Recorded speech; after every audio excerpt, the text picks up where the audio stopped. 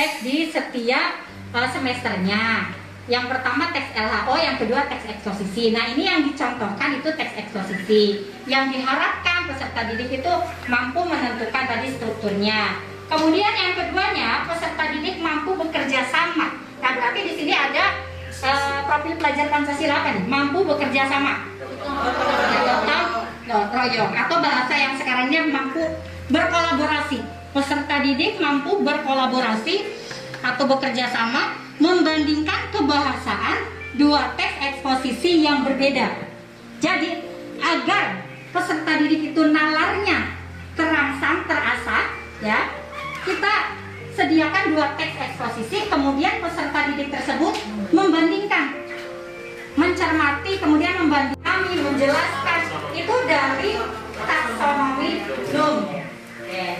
Ini kita usahakan disusun secara runtuh, menentukan, kemudian membandingkan, yang ketiganya menentukan dan menyimpulkan lagi. Loh, kok menentukan muncul lagi? Kalau yang tadi menentukan struktur, yang ini menentukan ya gagasan pokoknya. Misalkan ada terselip materi di situ tentang gagasan pokok nih.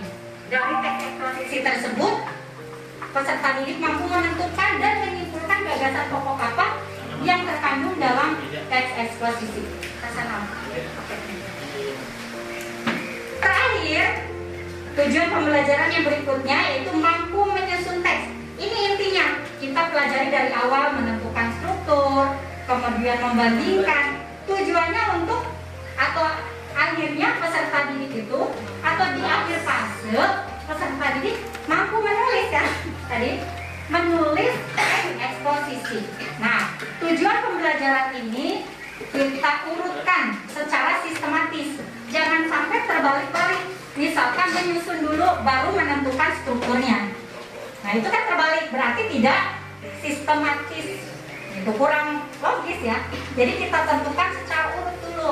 Misalkan boleh ada yang mencontohkan di pelajaran yang Bapak Ibu ambil, silakan.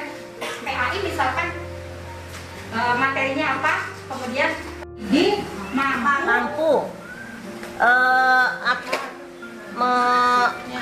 menyolati, bisa mengafani, mempraktekkan.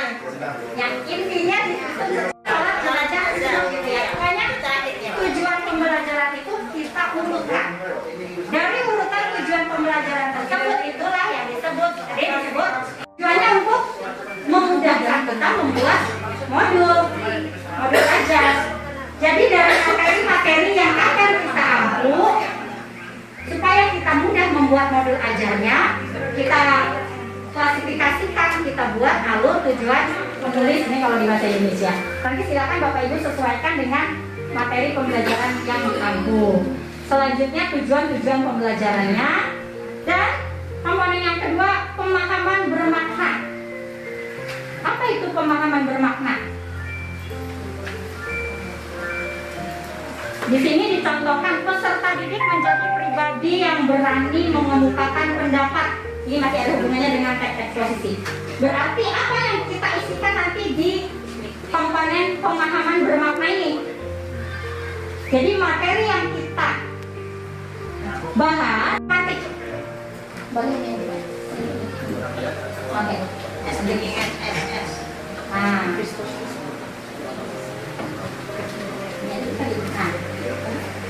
setelah pemahaman bermakna, ada pertanyaan pemantik. Apa yang dimaksud dengan pertanyaan pemantik?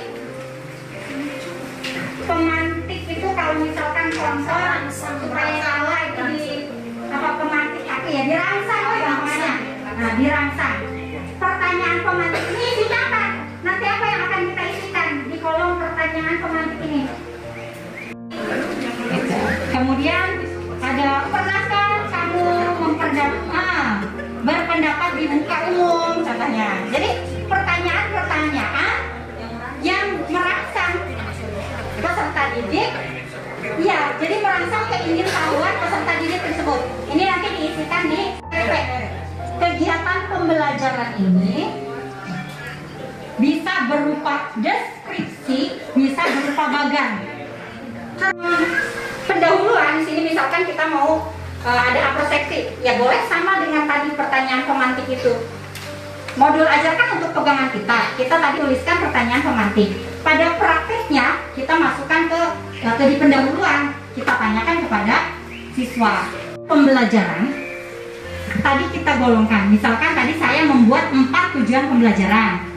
4 tujuan pembelajaran tersebut tidak mungkin nih waktunya kalau kita jadikan 1 kali pertemuan. Nah, dari 4 tujuan pembelajaran tersebut kita bisa bagi 2.